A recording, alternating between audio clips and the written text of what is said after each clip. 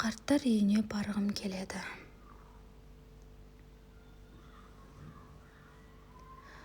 Қарсы алдымда отырған қарт апаның аузынан осы сөзді естігенімде жүрегім дір етіп, денем тітіркеніп кетті. Сізді кім ренжітті? Неден таршылық көрдіңіз деп апаны сөзге тарттым. Кімдерін бар ма? Құдайдан тілеп алған жалғыз ұлым жаныма жалау болмады ғой. Оған ессіз келін қосылған соң не онсын? Қазір мені отырсам опақ, тұрсам сопақ етеді.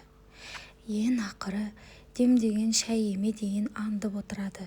Ол үйде мен қалағанымды алып жей алмасам, баратын жеріме бара алмасам қайтемін? Үйге адам да шақыра алмаймын.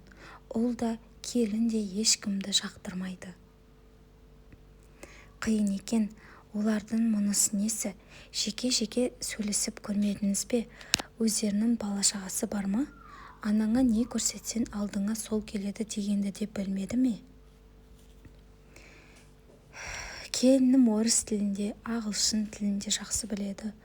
Ұлым да оқыған. Бірақ әр нәрсенің басын бір шалады. Жұмыстары тұрақсыз. Келін сетевой дегеннен шықпайды. Үйде тұрмайды. Конференция, жиналыс деп жүгіреді де жүреді. 2 қыз, 2 ұлын өзім өсіріп бердім. Ең кішкентайын қалай балабақшаға берді, мен солай керексіз болып қалдым. Құдай-ай, адам сыйлауды білмейтін қандай адамдар уақытылы зейнетақы алып тұратын боларсыз. Аламын ғой, бірақ карточкамды келін мен бала ұстайды. 90 мың теңге аламын. Қолыма 2-3 мың зорға тиеді. Онда да айқай шу ұрыспен кейде ештеңе ұстатпайды. Қалтамда ақшам болмаған соң шақырған жерге бара алмаймын, іштен тынамын. Ауырып қалсам уақытылы дәрі-дәрмегімді ала алмаймын. Өткенде жатып қалып өлуге айналған соң карточкамды қолыма беріңдер, болмаса емдетіңдер дедім. Екеуі бір-біріне сілтеп арада 1 апта уақыт өтті. Қайта жанашыр бір інім бар, сол келіп алып кетті. Ақшам өзімде болса, бұлай қор болмас едім ғой. Кезінде мені құрметтеген адамдарға құрмет көрсете алмайтын болдым. Сол жаныма батады. Жалғыз ұлым ғой. Оған да жаным ашиды. Өмірден өз жолын таба алмай-ақ қойды. Сосын әйелі екеуі менің зейнетақыма жармасады. Сұмдық екен. Ұлыңыз бен келініңіздің еш жері ауырмай ма? Қол-аяғы бүтін шығар. Олар Құдайға шүкір жақсы ғой. Тамақтары тоқ, көйлектері көп. Тапқандарын үстеріне жапсырады, тойға барады. Тек маған үйден шықпай отыра беріңіз. Жасыңыз келді. Сізге той, қыдыру неге керек дейді. Менің ешқайда шықпағаным жақсы көреді. Сонда сіз қанша жастасыз? 75-ке келдім. Орнымнан тұра алмай қалған түгім жоқ. Бұрын араласқан құрбы-құрдастарым да бар. Бірақ соңғы кезде бәрінен қол үздім. Себебі келін жақтырмайды. Не қыласыз сол кемпірлерді? Үйде теледидар көріп отыра беріңіз. Ішіңіз пысса бала қараңыз дейді. Мен сөз сөйлемейді. Мені кекетіп, мұқатып отырады. Оған соңғы кезде ұлымда қосылатын болыпты. Сонда не дейді олар? Не десін? Мені біткен адамға санайды. Өздері біліп бір киім, тәтті, жылы жұмсақ нәрсе әперуді білмейді. Көкөніс дегенді мүлде көрмеймін. Өздері сырттан тойып келеді де маған картоп қуырып бере салады. Сығырлаған картоп маған жақпайды. Менің зейнетақымды бүтіндей алып отырған соң бір қой сойдырып әкелуге болады ғой. Етті базардан 2-3 айда келалап сатып алады. Ол не болсын? Ет асындар десем, келіннен бәлеге қаламын. Қамыр бізге болмайды дейді. Өздері таңертең коктейль ішеді. Кешке жеңіл-желпі ас дайындай салады. ыстық сорпа ішкім келіп көзім қарайып кеткен күні өзім қазанға ет саламын. Ет жегенімді қайтейін, сол күні-ақ ішкен жегенім желкемнен шығады. Келін ұрыс бастайды, ұл оны бір түйеді. Келіннің аузынан ақ ит кіріп, көк ит шығады.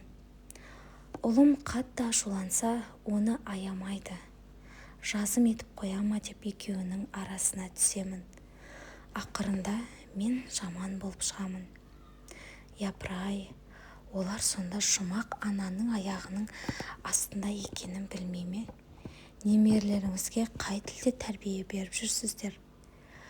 Балалар бір-бірімен орысша араластырып сөйлеседі. Келін де көбіне орысша сөйлейді. Тек ұлымыз екеуміз таза қазақша сөйлесеміз. Келін айтады, қазақ тілінің ешқандай пайдасы жоқ. Балалар ағылшын мен орыстың, Қытайдың тілін жақсы білсе болды. Өзінің білмейтіні жердің астында жаһандану деген басталды. Кейін әлемде шекара деген болмайды. Халық мидай араласады. Мына балаларға тек шет тілін үйретіп, шетелге жіберу керек деп қақылдайды да отырады. Мен теледидардан қазақша кино көріп, күй тыңдағым келеді. Олар көргісі келмейді. Мені мазақ қылып, сіз өткен ғасырда қалып кеткенсіз, түк өзгермейсіз, қазақша кино қызық емес дейді. Түсінікті болды. Үйіңіздегілер түр бара қазақтар болды ғой. Іштері қуыс, бос кеуде екен. Сонда да немерелеріңіз бар емес пе? Олар сізді жібермейтін шығар. Мен де әзірге ұстап тұрған сол немерелерім. Әйтпесе ұл мен келіннен баяғыда безінгенмін. Немерелерім кішкентайынан өзім қараған соң сөзіме құлақ асады. Бірақ шешелері алатайдай бүлдіреді де жүреді. Екі ортада балалар жалтақ болуда. Өзегімді өртеніш өрнейді. Маған қарттар үйіне барудан басқа амал қалмаған сияқты. Өте өкінішті екен. Қарттар үйіне баруға асықпаңызшы. Немерелеріңізге де мейіріміңізді төге беріңіз. Олар әжесін ешқайда жібере қоймас. Ұлыңыз да ойланар. Тек үмітіңізді үзбеңіз. Алладан ұрпақтарыңыздың қайырлы болуын тілеңізші деп, қарт анаға бар жылы сөзімді айтып шығарып салдым.